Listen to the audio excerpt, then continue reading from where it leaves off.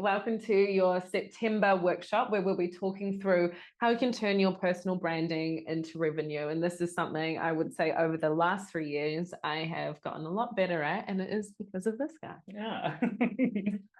So guys, in this session, we are not going to go through how do you structure social posts, what is branding. We're not covering that part. It's going, well, what do we do once we've got that part humming? What do we do once we've got our social posts going? How do we actually make money from that? Because unless you can attribute some revenue to the activities you're doing on branding or socials, you'll stop doing it because it's pointless, right? Mm-hmm. And we see this time and time again, people doing a month or two of socials, big value add pieces of content, and nothing comes back from it. What do you end up doing? You stop doing it because it doesn't make you money.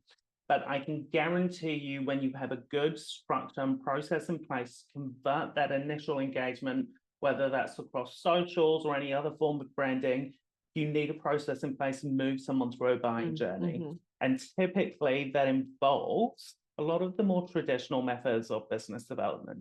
So we want to incorporate those. We can't just do the socials and branding and expect to make money. It will not happen. You then need to overlay that with the right activity and more traditional activity to convert that to actual revenue for your desk. And we'll give you real life examples, guys, of so many value adds that we've done and how we've actually made money from it. How have we converted that initial engagement that someone might have had on socials or an email? How do we convert that to actual revenue? Because you have to, otherwise you'll stop doing the socials. And that's the key part, I think, to this as well. It's attached to a strategy. It's not just kind of willy-nilly posting things because that's what you should be doing and you should be seen, and that's a modern or innovative thing to do. If it's not attached to a strategy that is building people through the buyer journey, it's not going to work. And that's, I think, something that I've learned and refined certainly over the last 3 years. So super excited for Ez to share his knowledge in this one, and for us to share, I guess, how Hume